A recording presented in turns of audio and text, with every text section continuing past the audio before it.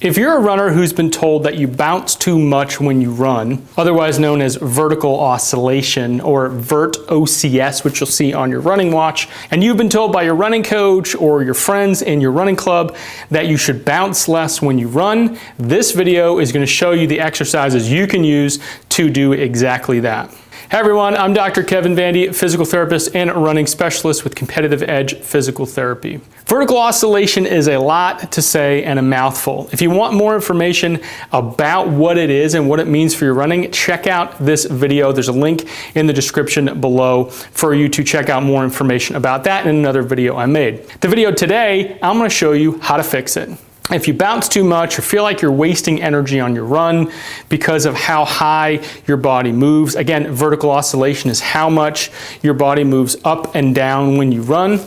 If you want to decrease your bounce, improve your efficiency, reduce the amount of energy it takes to run, and improve your performance, then this video is for you. So let's jump right in.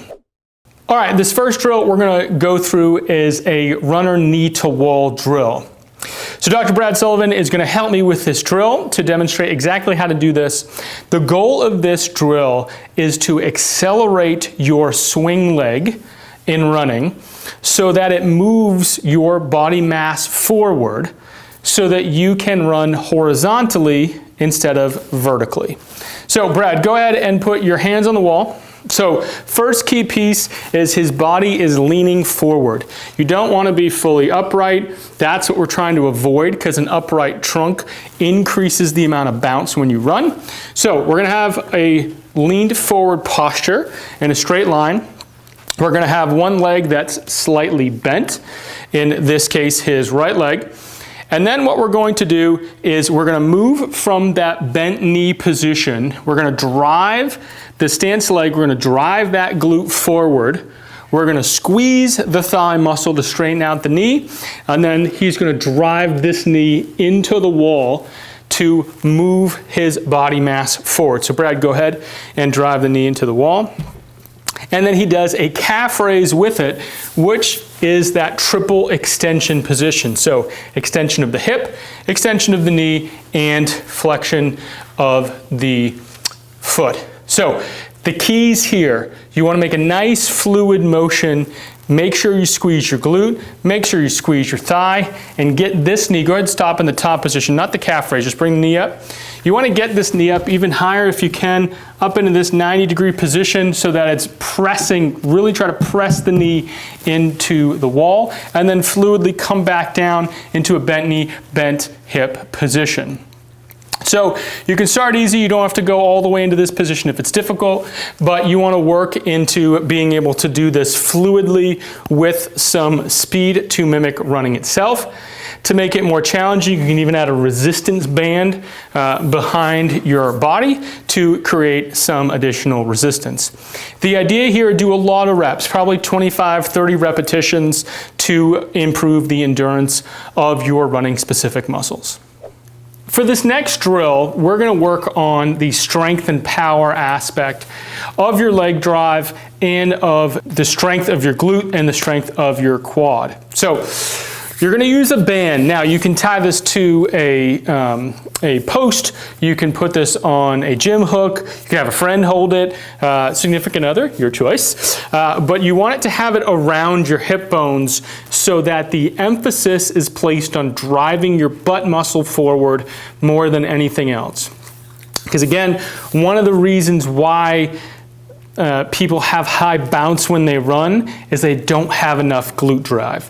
So let's emphasize this in this drill. So with tension, you can use, as Brad has here, hand on a chair for balance, totally cool. But you're going to start with a bent knee and a bend in the hip. From there, Brad is going to drive his opposite leg forward, just like the wall drill, and pull his hips against the band. Go ahead, Brad, drive through. And in this position, you want to come fully upright with a little lean forward at your ankle to mimic what you did on the wall. Now the key here, really squeeze, go ahead, drive your glute forward, squeeze tight, good, hold a couple seconds, bring it down fluidly, bend your hip and knee, and then drive again through the position. You want to make sure your shoulders stay square over your hips, your knee stays pointing straight ahead, doesn't roll in or out, and make sure your big toe stays on the ground and your foot doesn't roll too far inwards or too far outwards. You're going to do 3 sets of probably 15 to 20 repetitions to help drive this mechanics and drive the coordination of your glute, your quad, and your calf muscle in a running specific position. So for this next drill, I'm going to ask you to have a little faith in me and the drill and trust yourself. This is called a trust fall drill or a fall forward drill. And the idea is when you run, you want to feel like you're running into a stiff wind, like you're falling forward, so that your momentum is in the horizontal direction and not in the vertical direction, increasing your bounce. So again, trust me on this one. It's going to feel a little scary at first, but I trust you can get it.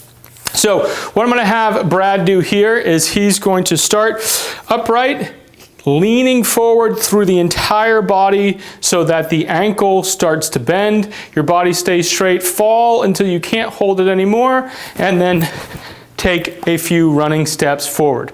So Brad, go ahead for it.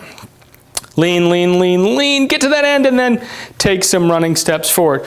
Now, let's move those feet a little bit faster this next time so that you can get into your running cadence. So lean forward, knees stay straight, fall, and then run. Exactly. Now, this is best done on a track where you can then run, a 50 meter or so distance, maintaining your forward trunk lean. You don't want this to run forward and then come back to running fully upright. You want to maintain that trunk lean, maintain the feeling of falling through a good distance, about 50 meters, 100 meters, and do that as your strides or your repeats, probably as part of your speed day on the track. When you have a high bounce when you run, one of the pieces that contributes to that is tight hip flexors, muscles that sit here in the front of your thigh. So we're going to go through a stretching technique that you can use at the beginning of your runs that can help loosen up your hips so that those tight hip flexors do not get in the way of making a great run. So Brad here is in a kneeling position on his right hand side. He's got his left leg bent and foot out in front of him. Right leg is behind him. Now here's the key to this drill. I'm going to have you raise this arm up for me. Before Brad even moves, what he wants to do is he needs to squeeze his glute and drive this hip forward. So you can call this a posterior tilt, you can call it a glute contraction, whatever works for you. But the idea is this glute contracts and the hip scoops underneath. So Brad, can you feel that now in the front of your thigh? Perfect. So even this might be enough of a stretch for you. Again, go ahead and come out of that position. Most of you are going to have it so there's an angle here where the hip still is in front of the thigh.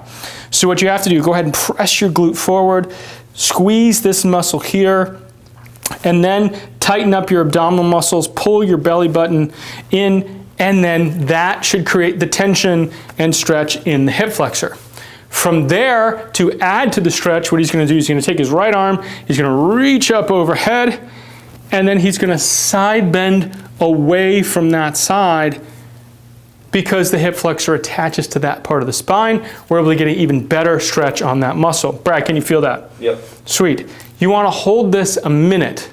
30 seconds is good, a minute is even better, 2 minutes is even better than that. And you just need 1 repetition of the stretch to make a difference. You want to do this on both sides, and you want to do it after you've warmed up.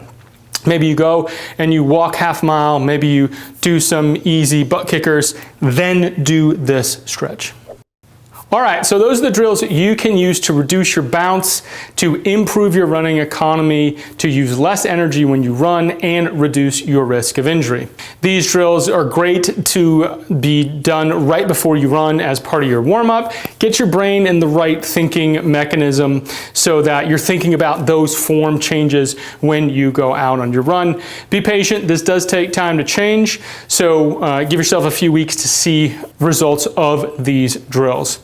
Again, high vertical oscillation does increase your injury risk and sap you of energy, so get on these as soon as you can. Hey guys, if you found value from these videos, drop a comment below. Let me know that these worked for you. I'd love to hear about it. Thank you so much for watching. Again, like, subscribe, hit the notification bell to get more of my videos, and be sure to check out this video you see here on the screen for all the details about vertical oscillation and how it affects your running. Thanks so much, guys. Until next time, train smarter and perform better.